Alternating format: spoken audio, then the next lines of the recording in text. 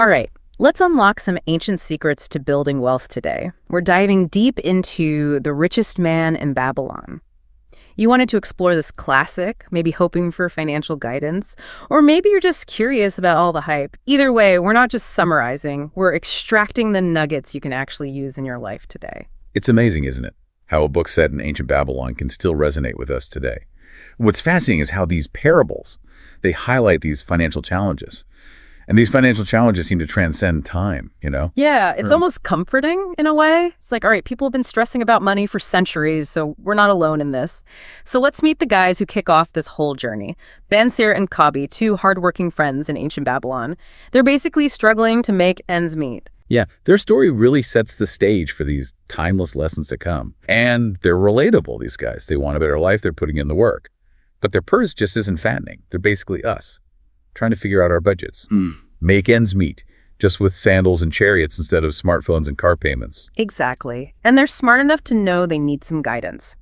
That's where Arkad comes in, the richest man in Babylon, the OG financial guru. So what's the first gem Arkad drops on these guys? Well, Arkad doesn't beat around the bush. He tells them straight up, wealth doesn't magically appear from hard work alone. He emphasizes the need for a disciplined approach to managing your money. What's interesting is he shares his own journey, explains that he learned these principles over time, and this is key, applied them consistently. He's not preaching from some ivory tower. He's like, hey, I wasn't born with a golden chariot. I had to learn this stuff too. Okay, so let's get to the good stuff. The 7 cures for a lean purse. Arkad's personal recipe for financial success. Instead of just listing them, let's unpack each one as we go. Okay, sounds good. The very first cure is all about starting thy purse to fattening. In today's terms, we call that paying yourself first. Arkad recommends saving at least 10% of your income before anything else. Now, I know what you might be thinking. 10%. Yeah. For someone living paycheck to paycheck, that sounds like a tall order. What's the logic behind prioritizing saving right off the bat? Arkad understood human psychology. Even way back then, think about it. By paying yourself first, you're essentially telling your money where to go, instead of letting it slip through your fingers on impulse purchases. And even if it feels impossible at first, starting small and being consistent is key. Okay, I'm starting to see how this works. Creating that financial cushion right from the start. What about the next cure? Control thy expenditures. That sounds a lot like modern day budgeting. Is that basically what Arkad's getting at? Absolutely. Living below your means is a timeless concept. Arkad stresses the importance of being mindful about where your money is going. So, in today's world, that could be tracking your expenses with a budgeting app, or being more intentional about those impulse buys. Are you an impulse shopper? I plead the fifth. But seriously, it's so easy to get caught up in those treat-yourself moments, especially when you're scrolling online. Okay, on to cure number 3. Make thy gold multiply. Now things are getting interesting. Is this where Arkad's talking about investing wisely? That's right. This cure is all about putting your saved money to work. But Arkad is also cautious. He emphasizes the need for careful consideration and understanding before diving into investments. So no throwing darts at a stock board or jumping on the latest crypto craze. That makes sense. It's exciting to think about your money growing, but it's also important to be smart about it. Which brings us to cure number 4, right? Guard thy treasures from loss. Exactly. It's about protecting your hard-earned savings from potential losses. Arkad warns against risky schemes and get-rich-quick promises. Remember, back then, there were probably plenty of snake oil salesmen too. Oh, I bet. And those scams probably weren't that different from the ones we see today, just with less internet and more. Like, camels involved, right? So it sounds like cures 1 through 4, they're all about building a solid financial foundation, like laying the groundwork for everything else. What about the remaining cures? Cure number 5, make of thy dwelling a profitable investment. This one dives into home ownership. Think about it. Back then, owning a home was a huge symbol of stability and prosperity. Totally. And even today, a lot of people still see owning a home as a cornerstone of their financial future. Okay, what about number 6? Ensure a future income. Is this where Arkad's dropping ancient Babylonian wisdom about retirement planning? You got it. He understood the importance of securing financial well-being, even when you're no longer working. It's something financial advisors constantly emphasize today. Look how forward-thinking that was back then. It really shows that some financial concerns are truly universal, no matter what century you're living in. Okay, last but not least, cure number 7. Increase thy ability to earn. Now, this one sounds less about money itself and more about personal growth. Absolutely. This cure highlights the power of investing in yourself. Arcad believed that continuous learning and developing new skills could lead to higher earning potential. This is where The Richest Man in Babylon starts to feel like more than just a financial guide. It's like Arcad sneakily giving us life advice along the way. So we've got these 7 cures, each one a principle for building wealth. But what really stood out to you? What struck me is how these cures, while seemingly simple, actually contain layers of wisdom to unpack. Like the story of Dabasir, the camel trader, which beautifully illustrates the power of paying yourself first. His story really brings this concept to life. Okay, now I'm all ears. Tell me more about Dabasir.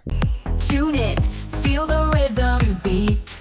Yeah, we share, connect, and feel alive. J Talks brings the light, we thrive. J Talks, yeah, that's right. All things life, it feels so bright. Welcome back to our deep dive into the richest man in Babylon. Last time we unearthed some surprisingly relevant financial wisdom from those ancient Babylonian parables. Now let's get practical. Right, we've got those foundational principles, but how do we actually put those ancient money lessons to work in our modern lives? Like, let's revisit that whole pay yourself first thing. Arcad recommends saving 10% off the top. I'm guessing that number might send some listeners into a cold sweat. You're absolutely right. It can be daunting, especially if you're already feeling financially stretched. But the key is to start small. And, this is crucial, be consistent. Even if it's just a few dollars each week, the point is to make it a habit. Like that saying, small drops make a mighty ocean, right? That's a great way to put it. It's not about depriving yourself. It's more like a mindset shift, treating saving like a non-negotiable expense, just like those bills that always seem to show up. So once we've got that saving part down, let's talk about making that money work for us. Arcad was big on making thy gold multiply, investing wisely, right? Exactly. And this is where the 5 laws of gold come in. They offer a framework for making informed investment decisions, helping your wealth grow steadily over time. The first law reminds us that gold, or wealth, it comes to those who save consistently. So think of saving as that essential first step, before even considering investing. Got it. Saving is the foundation. Investing is what you build on top of it. What's the next law on this golden list? Law number 2 states that gold multiplies when invested wisely. This means doing your research, understanding the different investment options out there, and maybe even seeking advice from people who know their stuff. Because throwing darts at a stock board isn't exactly a solid investment strategy. Definitely not. And it's easy to get caught up in trends, especially with all the financial influencers out there. Speaking of trends, law number 3 warns against investing in unfamiliar enterprises. Stick to what you understand, and steer clear of those ventures that sound too good to be true. Precisely.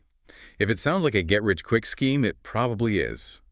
This ties back to Arcad's emphasis on guarding your treasures from loss. But it's not just about avoiding outright scams. It's also about being an educated investor. Law number 4 really drives that point home, warning that gold is lost when invested in things you don't understand. It's called for due diligence, for really digging into the details before handing over your hard-earned savings. So these laws aren't just about what to invest in, they're about the mindset you bring to investing. That's pretty cool. What's the final law in this ancient wisdom guide? The 5th and final law cautions against pursuing unrealistic schemes or chasing after impossible dreams.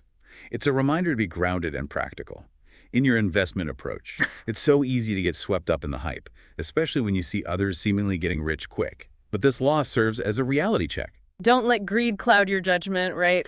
So these 5 laws of gold are almost like a roadmap for navigating the world of investing, especially today when there's just so much information and misinformation out there. Exactly. And remember, investing is a long game. Patience and consistency are key. It's not about getting rich quickly. It's about building wealth steadily over time. And that's where the incredible power of compound interest comes in. Arcad poetically describes it as gold begets gold, and its offspring begets more. It's basically a financial snowball effect. Okay, break that down for me. What's so magical about compound interest, especially for someone who might be new to investing? Imagine you invest a sum of money and earn interest on it. With compound interest, you then earn interest on both your original investment and the accumulated interest. It's like your money is multiplying on autopilot. The longer you invest, the more this effect snowballs, making your wealth grow exponentially over time. Wow, it's like planting a money tree that keeps bearing more and more fruit each year. So we've talked about saving and investing, but there's another big piece of the financial puzzle: debt. And I'm guessing ancient Babylonians weren't immune to that either. What wisdom did Arcad offer on this topic? Debt was a much heavier burden in those days. While we might not face the same consequences today, it can still be a major drag on your financial well-being. Arcad emphasizes the importance of avoiding debt as much as possible. He encourages paying off existing debts as quickly as possible and urges caution against taking on any unnecessary new debts. That makes sense. But it's easier said than done, right? Especially with the rising cost of living and easy access to credit. Any practical tips from ancient Babylon on how to manage debt? Creating a budget and diligently tracking your expenses is crucial. You need to know where your money is going so you can identify areas to cut back on spending. Those savings can then be redirected toward debt repayment. It's about making conscious choices and prioritizing debt reduction. So less treat yourself moments, more pay off your credit card moments. I know there are different strategies for tackling debt. What did Arcad have to say about that? He didn't get into specific methods, but today we have things like the snowball method, where you focus on paying off the smallest debts first to gain momentum. And the avalanche method, where you tackle those high-interest debts first. It's about finding a strategy that works for you. And, this is key, sticking with it. What if you're already in a deep financial hole? Is there any hope for digging yourself out? Did those ancient Babylonians have any advice for that? Remember the inspiring story of Dabasir, the camel trader. He started as a slave burdened by debt. It's hard to imagine a worse financial situation than that. Yet, through discipline and a commitment to saving, he managed to pay off his debts and build a thriving business. His story reminds us that no matter how dire your circumstances, there's always a path to recovery. Wow, talk about a powerful reminder that it's never too late to take control of your finances. It's so easy to feel overwhelmed and just give up. But Dabasir's story is like a beacon of hope. Absolutely. And it highlights how these seemingly ancient principles can be incredibly transformative. They're not just about becoming rich.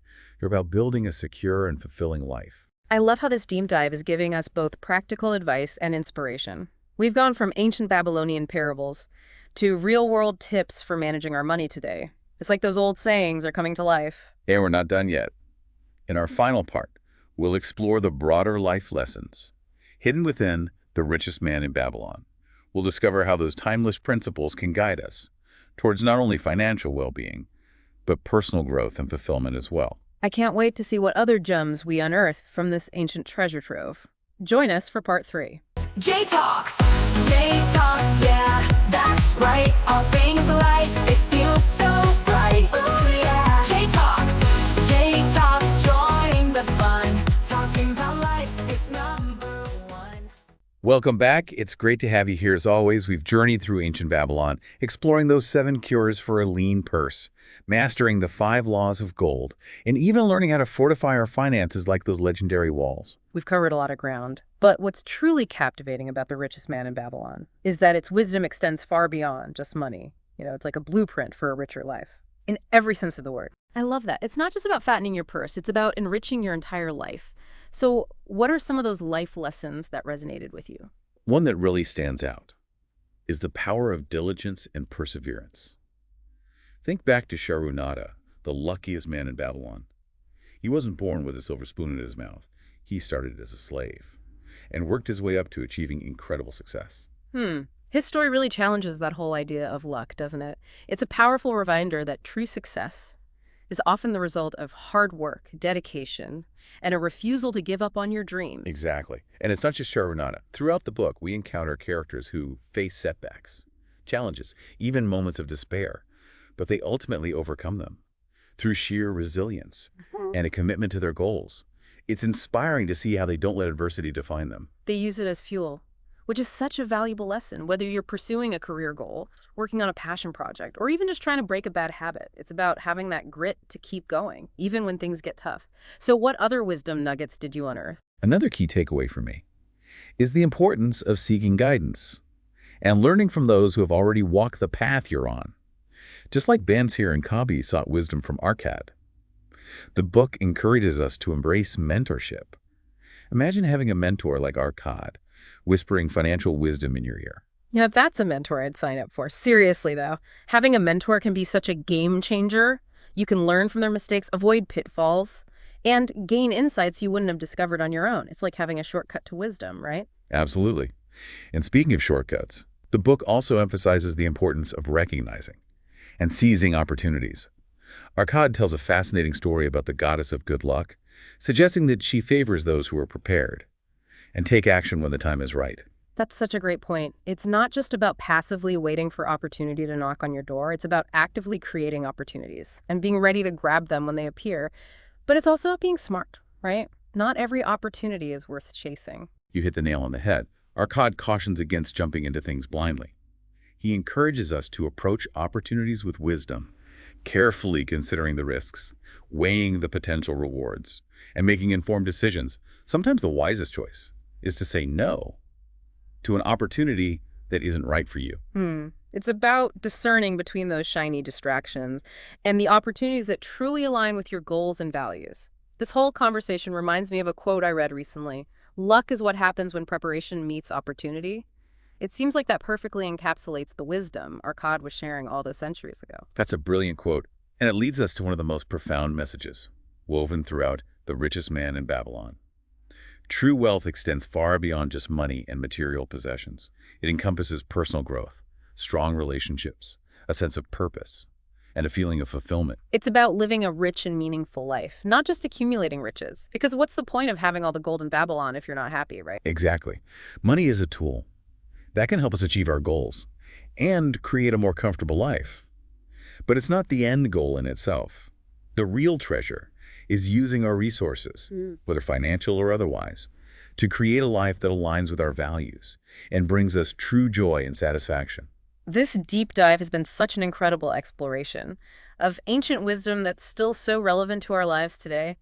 I feel like I've not only gained practical financial tips, but also a renewed sense of inspiration and possibility. That's the beauty of these timeless stories and principles. They remind us that the journey to building wealth in all its forms is a marathon, not a sprint. Yes. So be patient, be persistent, and never stop learning and growing. And who knows, maybe someday. Thanks to the wisdom of the richest man in Babylon, we'll all be building our own financial empires, one brick at a time. That's all the time we have for today. Until next time, keep seeking knowledge, keep exploring, and keep diving deep. J Talks.